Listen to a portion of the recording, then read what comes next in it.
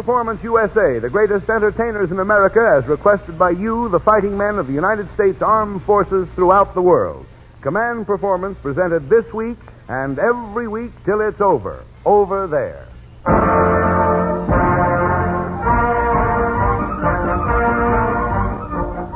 Okay there, men, here's that big league show of yours where all the players are all stars and everyone a four-letter star, with letters from the Army, the Navy, the Marines, and the Coast Guard. So let's get rolling with the command officer of Command Performance tonight, your choice for Master of Ceremonies, Mr. Edward Arnold.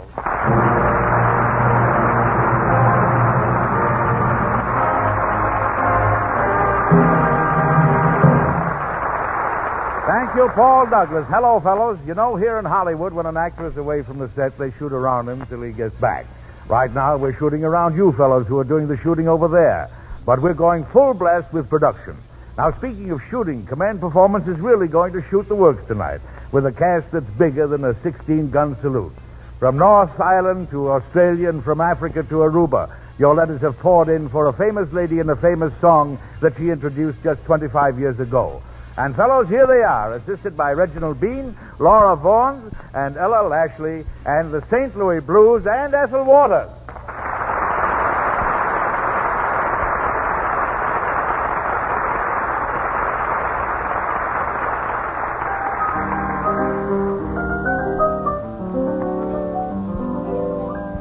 I hate to see that evening sun go down. Oh, no. I hate to see that evening sun go down. Cause my sweet man done left me in this town. If I'm feeling tomorrow like I feel today, feeling tomorrow like I feel today, I'm packing my grip and making my getaway. While that St. Louis woman that wore them diamond rings, let my man ride by her apron string. If it wasn't for her powder and for her snowboard hair, the man I love wouldn't have gone nowhere. Got the St. Louis blues, and I'm blue as I can be. My man's got a heart like a rock has in the sea. Or else he wouldn't have gone so far from me.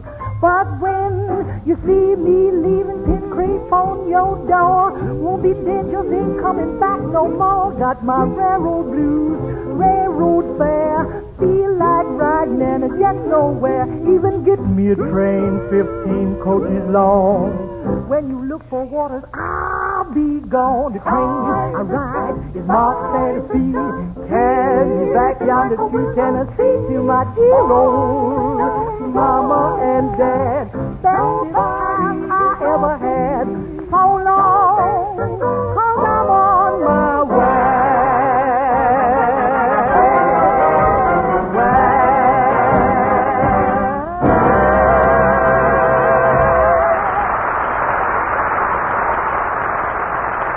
Thank you, Ethel Waters and the trio. And thanks to Konstantin Bakalanikoff and the RKO Studio Orchestra, appearing through the courtesy of Local 47.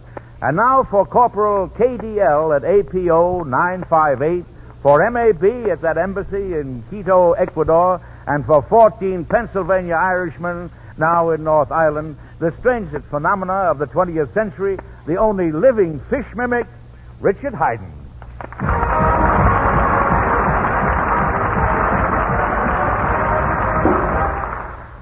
Ladies and gentlemen, I stand before this microphone, the only natural fish mimic in the entire universe. There are, of course, other mimics, but none so completely natural as myself. This is no time for tittering. I am married, having a wife and 2 children, and in passing it is interesting to note that they cannot imitate fish at all. In appearance, I am a rising 63, of medium stature, having a whitish hair, a pointed face, glasses, and a fawn moustache. And looking at me, it is difficult to imagine why I have been endowed with this great gift. By great gift, I of course refer to my powers of fish mimicry, and not to my fawn moustache. I did not discover my great gift until, as you see, late in years. And the method of its discovery is in itself highly entertaining. I must insist upon a deathly hush. To use the words of one critic after my first recital, it does not seem possible in this day and age that such things can occur. Some 5 years ago, I was out shopping when a errand boy dropped a package upon my foot. As is natural under such circumstances, I cried out, inadvertently emitting the call of the goby or sea squirt. And a well-known fishmonger who was passing on a bus got off and said, "That voice is a gold mine." My reply was, "What do you mean?" And over a cup of tea he told me, since that day my life has been one long extravaganza.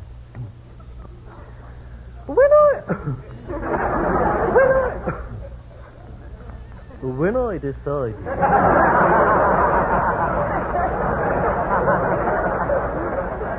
I don't want to have to get ugly.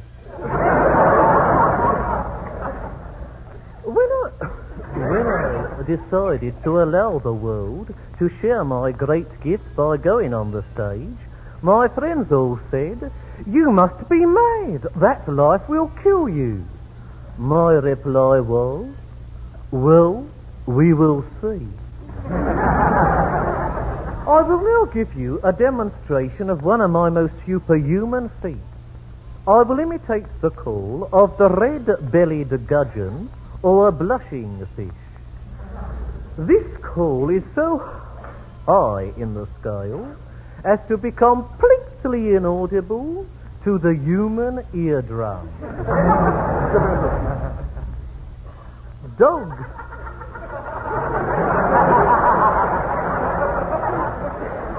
You'll do yourself an injury. Dogs can hear it, however, as their eardrums are highly sensitive. And it is also audible to a certain lady friend of mine, a Mrs. Phelps, who lives on the Norfolk Broads, and who has been endowed, through some caprice of Mother Nature, with the eardrums of a elk hound.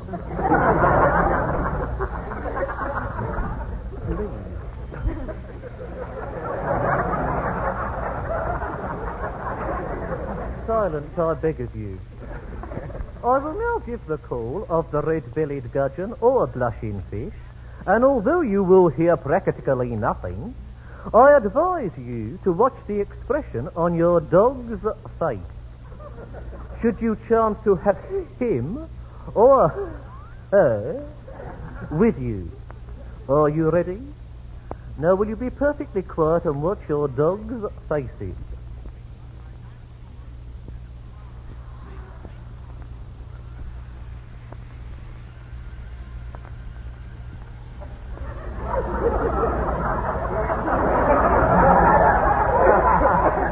Amazing, is it not?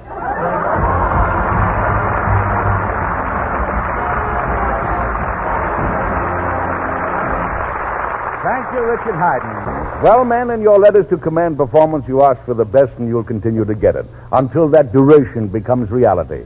And that's why tonight, in answer to those letters from Australia, Trinidad, and the Canal Zone, from ships in the Pacific and the Atlantic, from you men on the islands out there west of the West Coast, from pilots and bombardiers, from men in the tank corps and infantry, and hundreds more, your country's greatest violinist, Jascha Heifetz.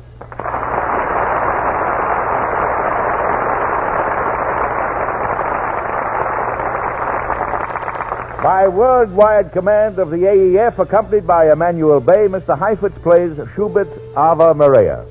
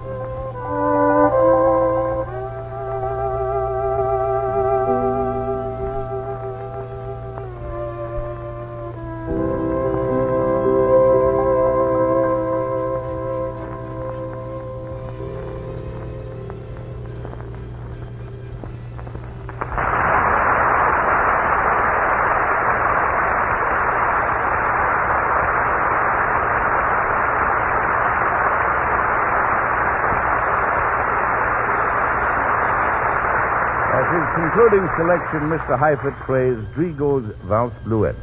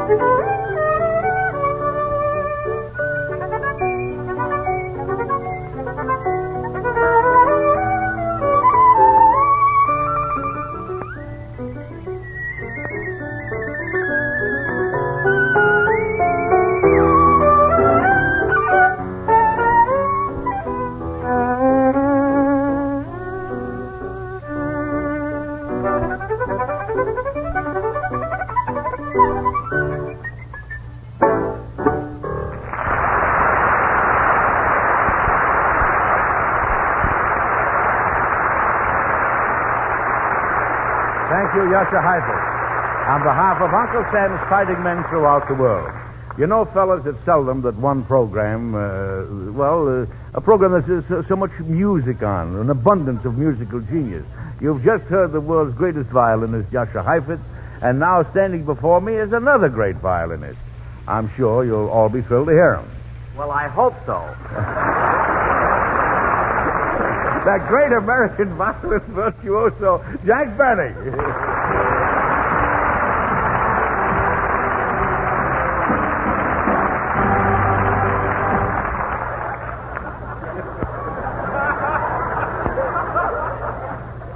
Thank you, Edward Arnold.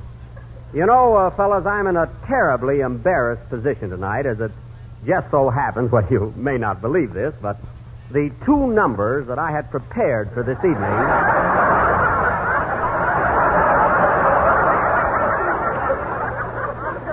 were the same two numbers that Mr. Heifetz chose to play.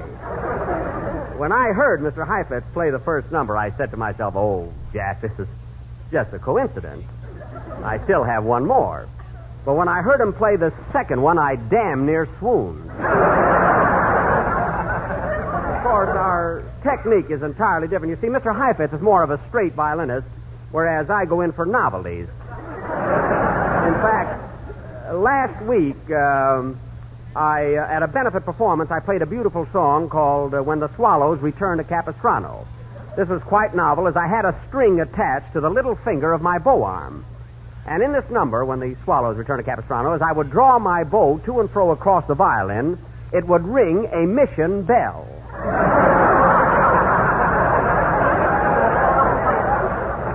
I also gulped frequently to indicate swallows. People are still talking about it. Of course, fellas, I'd like to point out, as long as I have to play on the program this evening, is that at least Mr. Heifetz's violin and mine are entirely different. You see, Mr. Heifetz has an Italian violin. I believe it's a Stradivarius. I bought mine at 3rd and Main.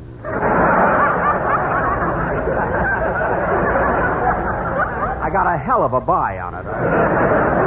Of course, I'm in kind of a spot now. I hardly know what to do, as both of my selections have been, shall I say, nipped by Mr. Heifetz. Let's see. Mr. Heifetz. Mr. Heifetz. Yes. Mr. Heifetz, I'd like to introduce myself. My name is Benny. Benny? Yes, Jack Benny. I'm a violinist, too, you know. Oh, yes. You're a radio comedian, aren't you? Oh, well, I do dabble in radio occasionally, but my real talent lies in the field of music. And incidentally, I do want to congratulate you on your rendition of those two selections. Thank you so much. Which I had intended to play. Well, I'm sorry that happened. If you'd spoken to me before this program, I could have substituted other numbers. Well, it doesn't really make any difference because I have other numbers up my sleeve, too, brother.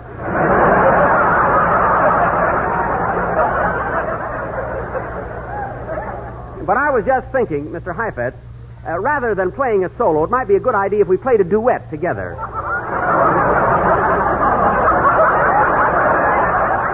What the hell are you laughing at?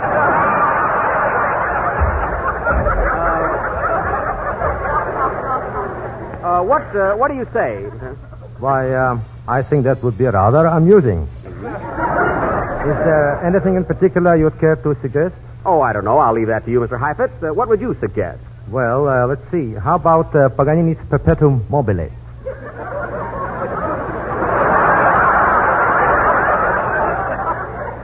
Well, what was that? What was that, Mr. Heifetz? Paganini. Paganini's Paganini. Perpetuum Mobile. Oh. Well, to tell you the truth, Mr. Heifetz, that song has been done to death. Isn't there something else you could suggest? I mean, something? Yes, I suppose so. Let's see. How about the Saint-Saëns introduction and Rondo Capriccioso? Well, you know, the sun. Saint-Saëns. The Saint-Saëns. You know. Yes, I see. I don't know. That number never seemed to get anywhere. I mean, people don't hum it, you know. Look, Mr. Heifetz, how about our playing Love in Bloomiocio? It's very catchy. Blooming what? Love in Bloomiocio. Love in Bloomio. Yeah. Bloomiocio. I don't believe I know that one. He's supposed to be a great violinist. Well, look, Mr. Heifetz, let's you and I play. I have a suggestion. We'll play McDowell's to a Wild Rose. How would that be? McDowell's to Wild Rose? Yeah, you know, Jeanette McDowell's to a Wild Rose. Shall we? Yes. But, unfortunately, I haven't rehearsed that number in years. Good. Now, look, Mr. Heifetz, you take the first strain, I'll take the second, and we'll alternate throughout the number. And then, could I have A, please?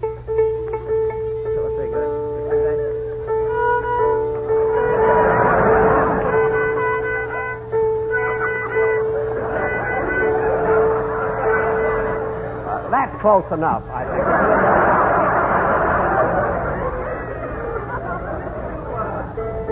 We have an introduction. You take the first strain, will you, Mr. Heifetz? Thank you. If you please. Yes, thanks. McDowell's to Wild Rose. An introduction, please.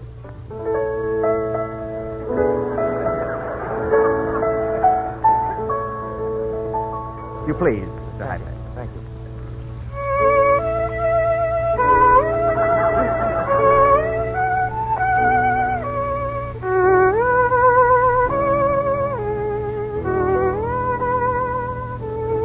I'll take it from here.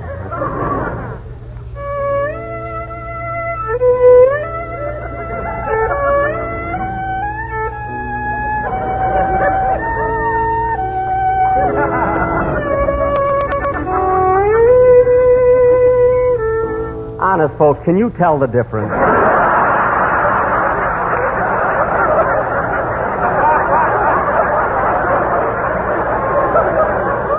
Continue, Mr. Heifetz, please.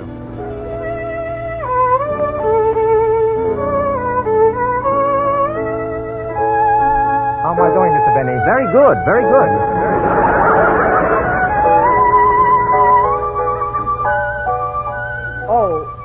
Oh, pardon me, Mr. Heifetz. I believe right there, in that last strain... Quite finished. Just now. Oh, I see. I'm so sorry. I'm so sorry. But,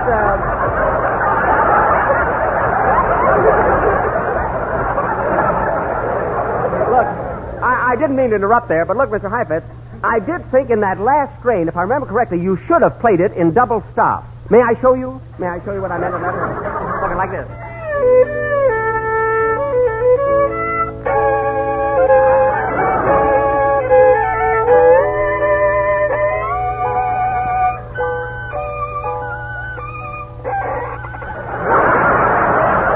See what I mean there?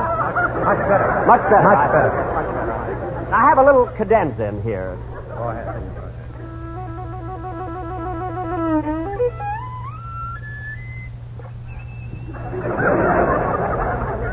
How was that? Shall we continue? Yes.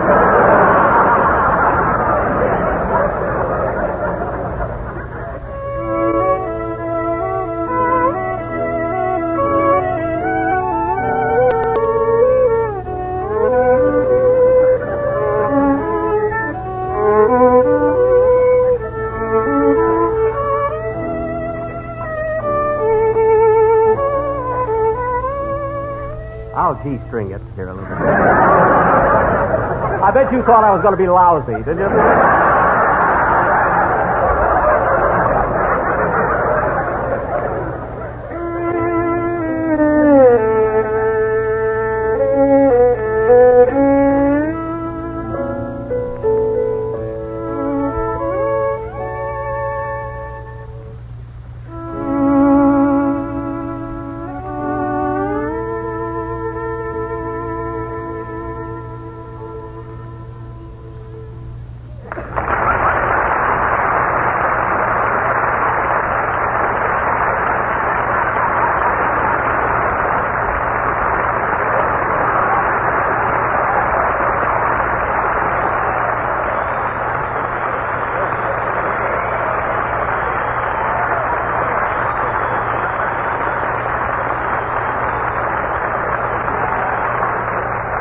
Thank you, Jascha Heifetz and Jack Benny.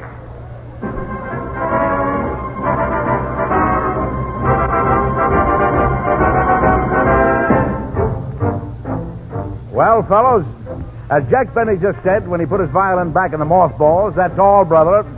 Again next week, Command Performance will be on deck to show a good time to you guys who are giving the actors a bad time. This is Edward Arnold speaking from Hollywood, where the stars come through with flying colors for you men who keep the colors flying over there. And by the way, fellows, if you run across a little jerk named Hitler and he's complaining about the summer heat, tell him it's not half as hot as the hell he's going to get from Uncle Sam. So long.